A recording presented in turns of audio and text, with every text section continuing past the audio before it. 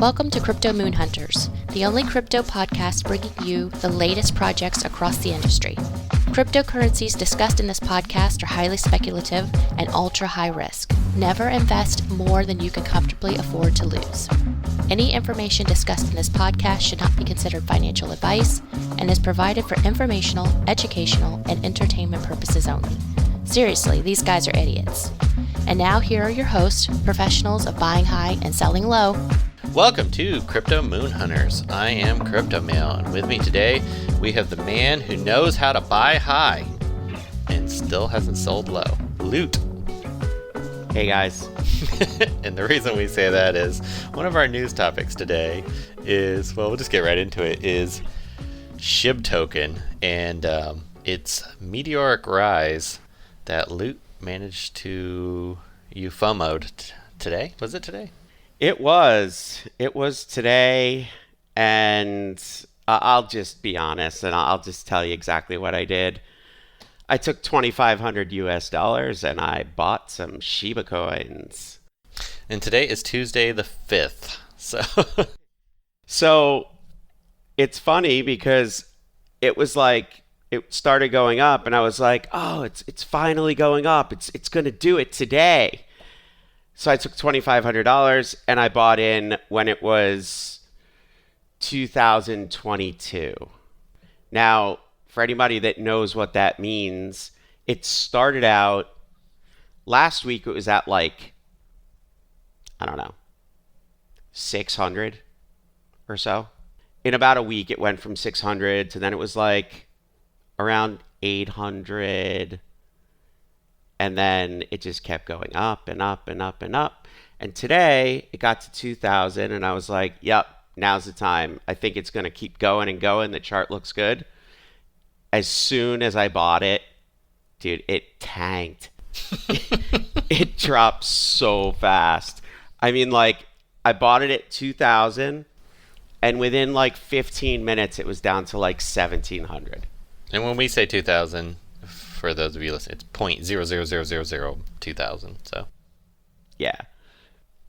So, lesson learned. I bought high. I did not sell low because I haven't sold it. So, I haven't technically lost anything yet. However, that was my day trading money. So, now I'm a little screwed.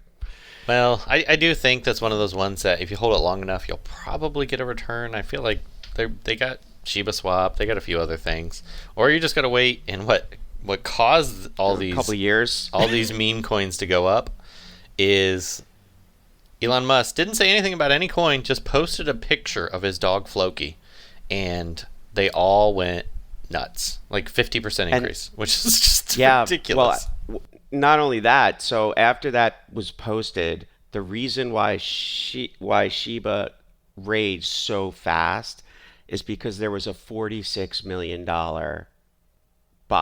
Yeah, I saw that. There was a ridiculously large buy. It was for 6 trillion Shiba coins, and that's what spiked it. And then it just kept going up and up and up from there. And now it's back to 1,800. Look at that. Maybe by the end of this recording, I can sell it, and then I could buy something else. I saw in some of the speculation news articles, whatnot out there, that Robinhood is talking about having Shiba on their site and that they bought in, trying to get some hype for Shiba. But I don't know how true that is. So wait a second. Robinhood's the $46 million buy? That's what some people are speculating. Wow. Which would make sense. Yeah, they're buying into it, want to hold some before they put it on their platform. So if you see Shiba token on their platform soon, that would be the reason. Yeah, it's really hard to get on Robinhood. I don't know if you ever checked, but there's only like 5 or 6 tokens on the whole ecosystem. Well, they're doing crypto wallets. They're definitely ramping up crypto, so it wouldn't surprise me if they start adding some of them. I think after their wallet launches, they'll become a larger crypto exchange. Yeah, they'll definitely carry out way more coins. I mean, there's just such a negative right now. If I buy anything on Robinhood, it's stuck. I can't move it.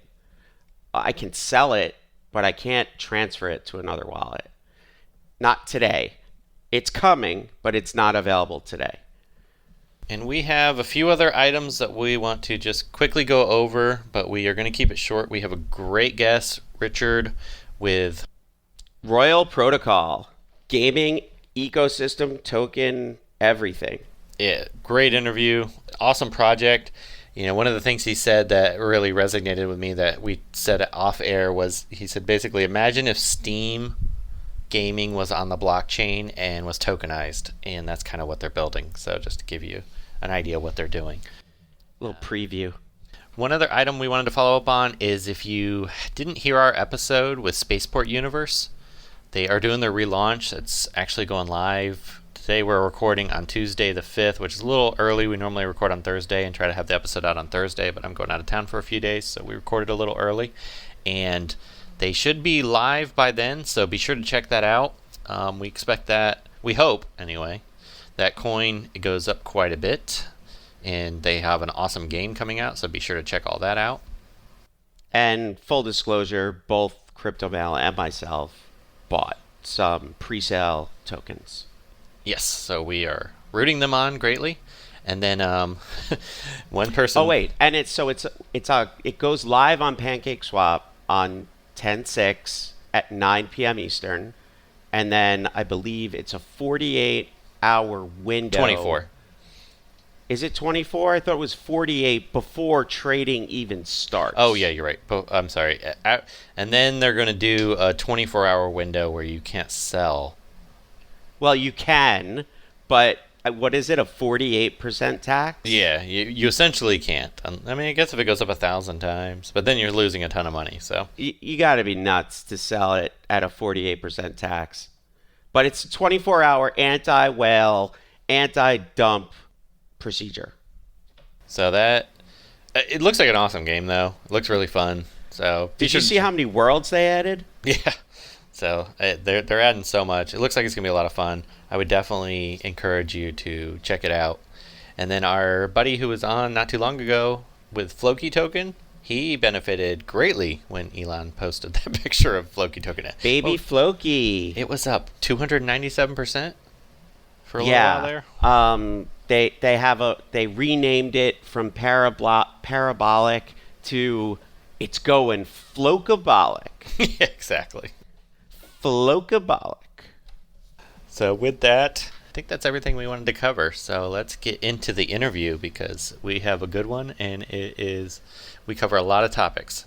So this is Richard, the Chief Operating Officer of Royal Protocol. Take it away, CryptoMail.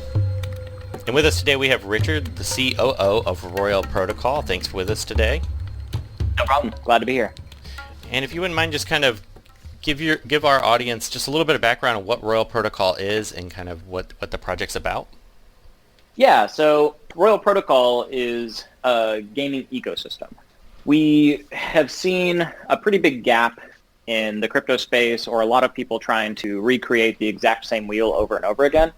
And we saw a need in the market for something more unique, something more software-centric, and something that was easier to onboard new projects into in the crypto space. And some of our primary outset and goals were to create this open, transparent ecosystem around games. Because right now, there's a lot of dark patterns in games where you pay for loot drops, or you have to continuously pay for DLCs, and you don't necessarily know what they're going to be, or you're paying for maps, or constantly paying for skins. And we see this space as a massive opportunity for us to give better insight into how games are determined for wins and losses, as well as to pay players to play instead of them paying to play the games. And we see an ecosystem opportunity here to also create a bigger connection between games that isn't really happening in the space. And so Royal Token, our main token, will be the entry point to all the games that are coming to the network, and to all the other products that exist on the network that we're creating. Now on that network, is your company actually creating the games, or are you contracting with other outside organizations and they're bringing games to your platform? Yeah, that's a great question. We're actually doing both. So we are creating a standard or certification called the Royal Arcade certification. And this is going to be a standardized set of NFT metadata that will be interoperable with other NFT-based games or games that interact with NFTs, as well as creating games underneath that Royal Arcade certification umbrella ourselves up to the standard that we're expecting other people to create. And then we're also being a launch pad for new game companies that are wanting to get into the crypto space, existing game companies that are looking for a blockchain to settle on, as well as existing crypto games that are lacking in part of the ecosystem that we're about to offer. We have a lot of products that will have interoperability, and it makes it a lot simpler for a game platform to focus on what they need to focus on, which is game player engagement, their own little economy, and we can give them a lot of new options, opportunities, and interop with other games in the platform. Now, out of curiosity, and this a little bit probably off-base question, but if there was a game out there that already existed and they had their own token, would they be able to come onto that platform to kind of do swaps between your token, or that would work? Exactly. So let's say that Axie Infinity decide someday that they actually, are really sick of gas fees, or their layer 2 technology just isn't that great, or they need a much better, cooler, slicker inventory system or NFT system, or they want to integrate with our, some of our patent pending technology, then they could definitely move over to our network and we would help them with that, and even historical data, getting it over into a side chain or something so that they could facilitate their game. That's really neat. I have a question about that, actually. Is Royal Protocol built on its own blockchain? We have our testnet going up this week, and we will be releasing a blockchain this year. So yes. Oh wow! So right now your token's on the Binance Smart Chain to purchase, but you're going to have your own. Yeah, and for us, Binance Smart Chain was the best choice. Ethereum is in a really awkward space. The fees are insane. To put $5 in, you pay $50 in fees, and then who knows what's going to happen with that network once they try to push no mining. I believe it's going to completely fracture and now be two separate networks, and then companies that are using that platform have to decide which network they go with. So they're going to have some awkward time, and we wanted something that had faster blocks, that was easier to get in, that already had a predefined ecosystem. And so BSC was a smart choice for us. There's not as much money in BSC, but we have some private investment funds, and we plan on just building. And so it wasn't as important for us to do this, crazy moon thing that some people are trying to do. We're just building something really cool and know that our player base will grow over time. Yeah, I'm worried about the long-term viability of Ethereum if they don't get to their 2.0 sooner than later. It's out of control. Here's how I see it. It's going to happen. I think that the miners probably have a plan. They have a lot of money. I bet you a lot of the bigger miners have gotten together and made a plan and are actively building out, or have already built out, their fork of Ethereum for when Ethereum says, here's the block number. It's going to be something like what Bitcoin Cash did, except for the miners don't have a choice now. The miners have to stay with the miners. And if they build a compelling reason to stick with that chain, more transactions, faster, stuff like that, which is completely under miner control, then maybe there's no reason to move to Ethereum 2.0, especially since Ethereum 2.0 is this kind of unknown. Exactly. And who knows when, too. That's the other. Right. Yeah, exactly. And so this just gives the miners more time to decide or build out cooler features or build out their own sidechain technology or who knows what. So for all we know, Ethereum 3 may come out, be kind of a flop, and then Ethereum 2 would continue without Ethereum. Yeah, I never even thought about it that way. I mean, it definitely could happen, and there's so many competitors coming online that solve so many of the problems that I think right. The only reason I think it hasn't shifted faster is just because so many people have built so much on it. It's painful to move. Yeah, I mean, of course, if I was going to build something slick that I wanted customers to use directly on chain, Ethereum is technically more secure than BSC, and Bitcoin's even more secure than Ethereum, specifically because proof of work is a more secure technology. But, there are other chains out there that have decent security, and, if I had a project, I'd want to go with something that had less fees. Yeah, that definitely makes sense. Back to the gaming, I know a lot of it is, you'd mentioned patent pending, and I don't know how much information you can give us, but do you have any just kind of what type of games are you anticipate coming early to your platform? Yeah, so our platform kind of stemmed as a fork of another project. So before I came to this project, there was a project that was started with a misspelling of this name. And they couldn't really get their project out the door. It was this casino token type of thing. And so when I came on board, I saw a much bigger vision in this space. And I said, let's change the game.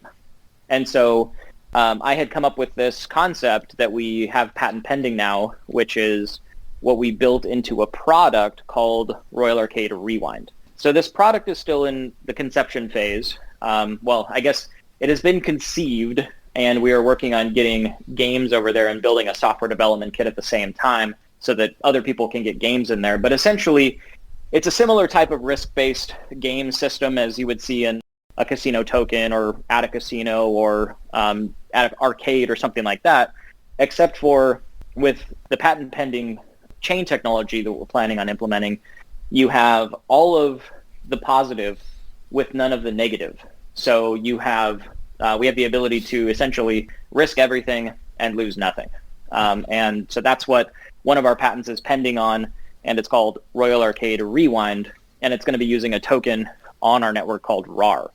So right now we're kind of ramping up some competitions to be giving away a bunch of free RAR tokens, and we're actively working on getting games launched into this platform from another kind of like alpha platform that we have. There's 1,600 games that we have that's kind of like an API connection to a gambling company.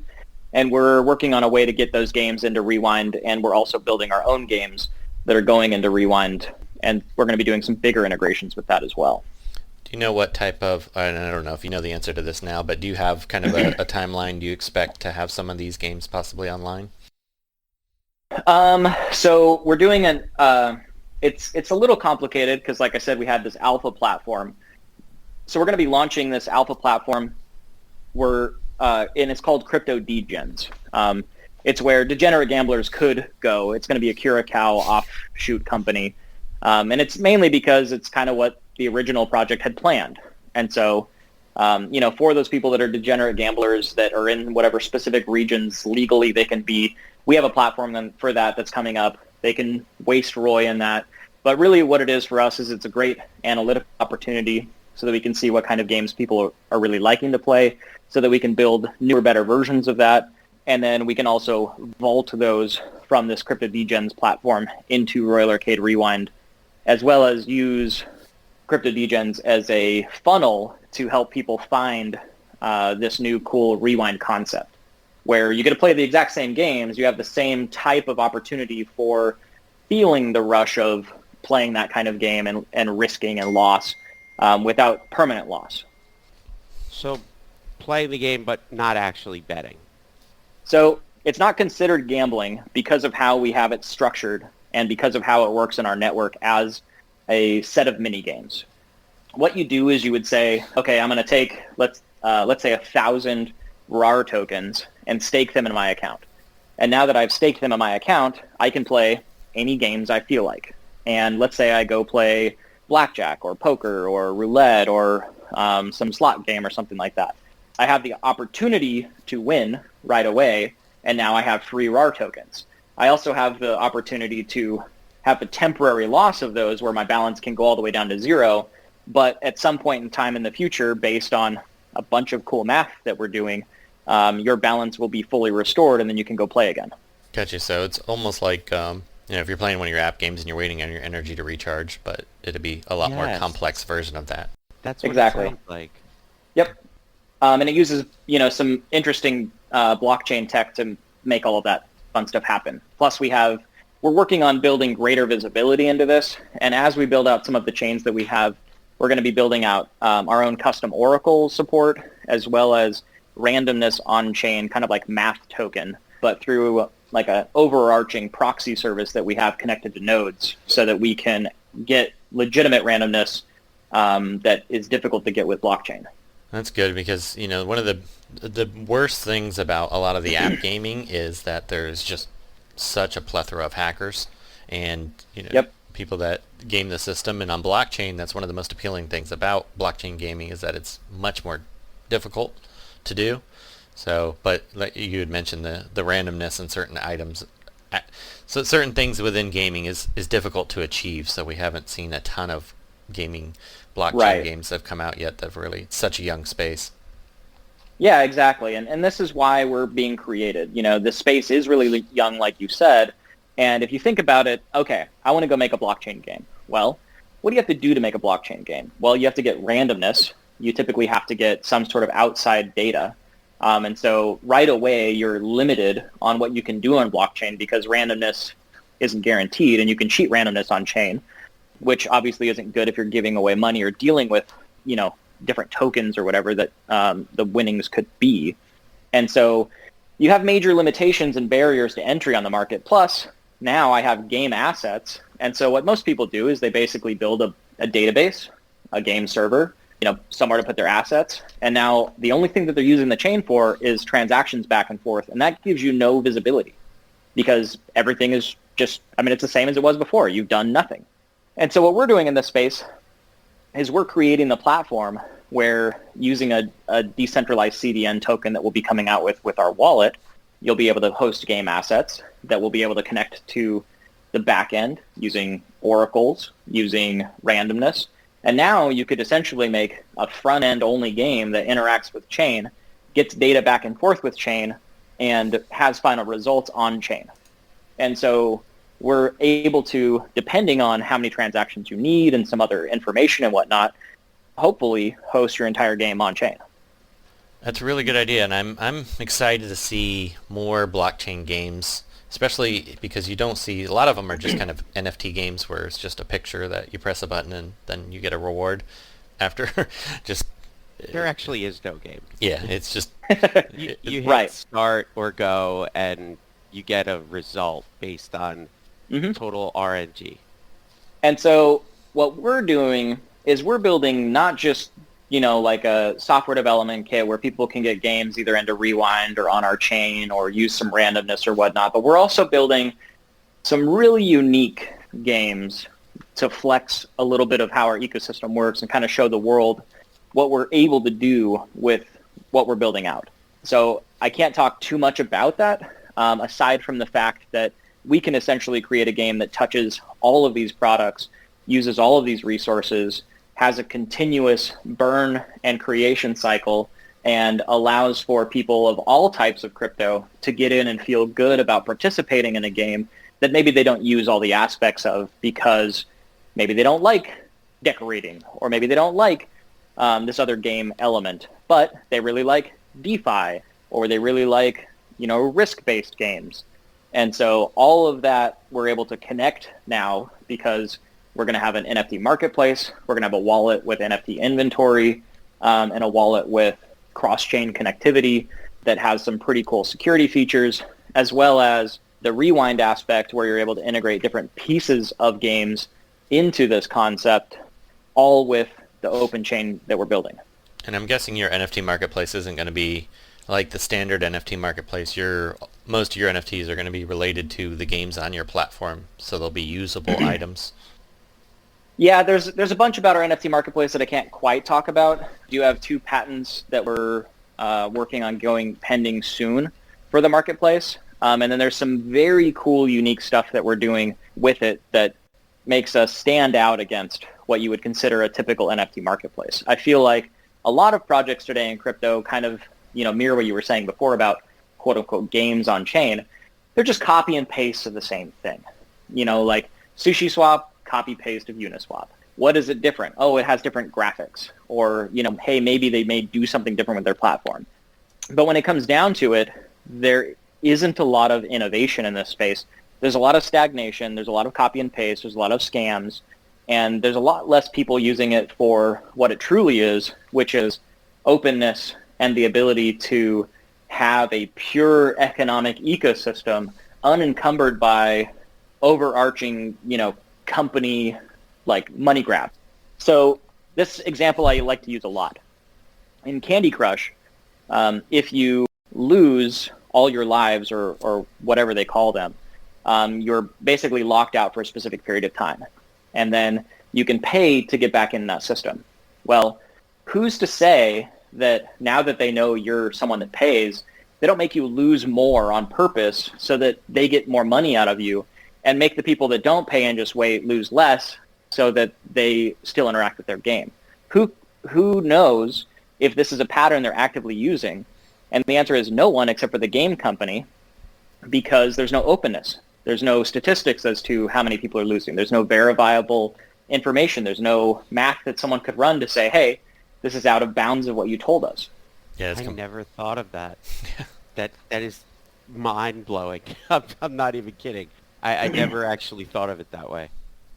Yeah, and so we have identified this problem in games in general, and we want the systems that say win or loss or how they're determined to be something that is tracked by chain. Obviously, if you're playing a first-person shooter on our platform, we may not want to track where every bullet hit in the game.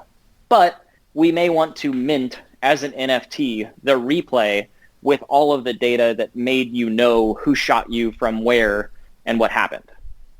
And then that's that's completely verifiable evidence. You can say that person didn't do anything that would have been mechanically impossible. Yeah, exactly. And the thing is that we would have essentially like an open set of rules and bounds as to how bullets work. And so you can go back and look and you say, hey, this matches what the data is possible, and therefore this is green checkbox within bounds of what the system is supposed to do. And that would be a fun NFT if you do something miraculous in a game and you want to, Exactly. sell it or show it off or whatever you want to do. Yeah. Right. And so our marketplace is creating some really cool stuff around exactly what you just said. Like I said, I can't talk too much about it, but we're really thinking about what a marketplace for NFTs should actually be, less about people randomly speculating on art and actually about why someone would want NFTs, why our NFTs are unique, what makes an NFT valuable, and how you're able to actually measure the long-term tendency of owning an NFT. Because right now, I'm some artist, never had an NFT ever. I released 5,000 NFTs of this thing. What is one worth? What I'm asking? What someone's randomly willing to pay or speculate on? And the answer is no to both of those. The answer is what the market is willing to pay on average for one of those NFTs. Which sometimes they're willing to pay shockingly large amounts. So. Right. So, okay, I list 5,000 of these. Some random dude with way too much Ethereum says, oh, I'm going to buy that one for $20 million. Does that mean the rest of mine are worth $20 million? No, of course not. Does that mean I made some news? Sure. Could I have worked with someone to do that? Could it be money laundering? Of course it could. Definitely. But that's an outlier in the data, and it doesn't speak for what the NFTs are actually worth. And so we have a methodology for helping people evaluate what NFTs are valued at, especially and how they interact with some of our games without even a single sale. Can you tell us a little bit about your governance token and how that is going to work in your protocol? Yeah, that's a great question. The governance token is pretty unique. A lot of governance tokens, they give you like this one thing to vote on every once in a while or whatnot.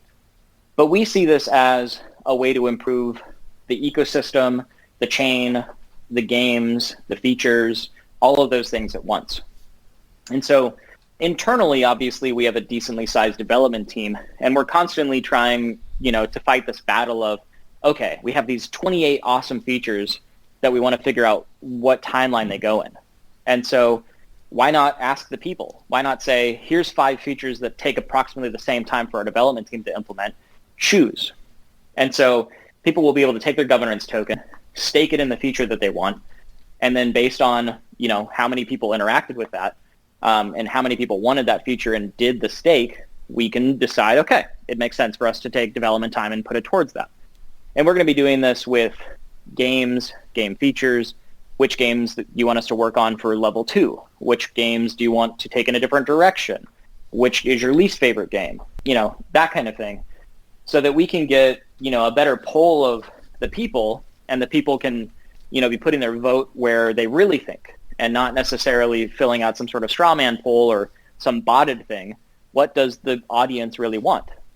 And this thing, we're also going to make available through the game interface. Do you really like this type of skin? Cool. Tell us. Press this button. Stake your GROI in that, and we'll do our best to make sure there's more of those. That's one of the things I like most about crypto with blockchain gaming. Just the ability to have verifiable voting with these types of things is fantastic. Yeah, unlike the elections. Exactly. Exactly. Anything else on this project you'd like to share with us before we... I had a question, actually, Crypto. Go ahead. Yeah, go ahead. It's about the integrated wallet. I would love to hear about how it works. Are there payments built into it? Can you buy things in it? Can you exchange things in it? Just what's the skinny on the wallet? The wallet is going to blow your socks off. You've never seen a wallet like this, and when we're done, even creating the MVP of it, we will be able to confidently stand in front of the world and say, you have a Trezor in your pocket, don't bother buying a Trezor. That's really So cool. there are a lot of things I can't quite talk about, specifically because we want to be first to market with it, not because we've done something ridiculously magical with encryption. There's no fake encryption here like you would see in some other wallets that tout 15,000 bits of security or something like that. We have verifiable, very simple, common sense ways of making this the most secure mobile wallet that exists. And beyond that, we have a lot of really cool features that integrate into every piece of our ecosystem. And we're working on a software development kit along the path of that so that game makers can get game inventories directly into the wallet with a simple plugin. That sounds really interesting. I definitely would be excited to see that, and we definitely have to have you back on once a lot of these features are live so we can talk about them in detail. Yeah, I'd be happy to. Any other items that you would like to share with us before we let you get back to your very busy project? Because it sounds like you have a whole lot going on. So. Yes, we do have a massive vision. Anyone that's listening to this that has a degree of technical capability, please go to our careers page. If you don't feel like a career fits, we haven't necessarily gotten every career that's available at our company out there. And there's a value add position. Feel free to apply. We're doing a lot of awesome things. I always find myself towing the line of, okay, I have this really slick thing that everyone would love to hear, but it's going to take me 3 to 6 months to make. And if I say it now, it means nothing. And so I have to either wait because it gives me better first mover advantage, or it just isn't the right time to tell the people because it doesn't mean anything yet. So I can't wait until we can show you more of some of the cool things that we're building. And then one thing we talked about before the show had started, and I actually see it on your careers page as well, is the 7% match for purchase tokens. Could you tell us a little bit about that? Yeah, sure. I mean, we feel like, the world of ownership of companies as well as 401ks is failing the worker. Because a 401k, you just see this number go up and down all the time, and you can't ever touch it without some massive penalty. And then company ownership, they give you shares that you don't get for however crazy amount of time.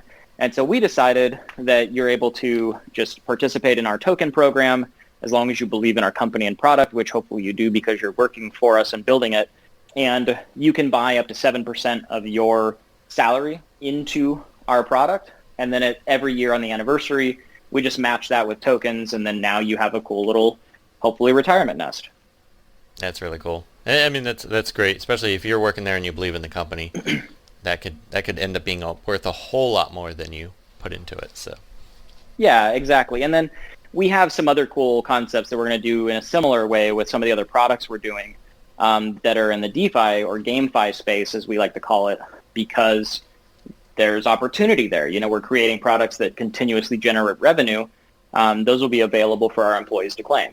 It definitely sounds like you have a great project going. I'm real excited to see where this goes. I know 2021 kind of turned into the year of the NFT. I have a feeling that 2022 is going to be all about play-to-earn gaming because that seems think like so too. that's where everything's heading right now. The future is gaming. I quite agree, and I feel like DeFi is a little off the mark. Anyone can take a certain amount of money, drop it in a space, sit there and wait. But if you're able to do GameFi, where there's actual interaction with that and interaction with the people and the community and growth, this could go far bigger than what DeFi is thinking. Yeah, absolutely. Well, we really appreciate you coming on. I will be excited to have you back once all more of this is live. And thanks for joining us. Yeah, thanks for having me. And that was our interview with Richard, who's the Chief Operating Officer of Royal Protocol. We appreciate everyone listening. And until next time, be sure to like, subscribe, and check us out everywhere. And leave comments if there's something you would like to see or hear on our episodes that would be different. And we do also plan to eventually do a kind of Crypto 101 episode. Not sure when that's going to come out, but that is on our I'm really list. excited for the Crypto 101. I think it's going to be awesome. Yeah, I have a few good ideas for that. So that will be coming. If you are already a crypto advanced user, you probably don't need to check it out, but check it out anyway. Entertainment value, it's definitely there. And thanks for listening, everyone. Until next time. And keep hodling. Thank you for listening to this episode of Crypto Moon Hunters. If you like the show, consider becoming a Patreon and get special perks. Just go to patreon.com/cryptomoonhunters. You can also tip your host by donating to our wallets. Just see the address in the show notes. Please be sure to like, subscribe, and leave comments on whatever platform you listen to.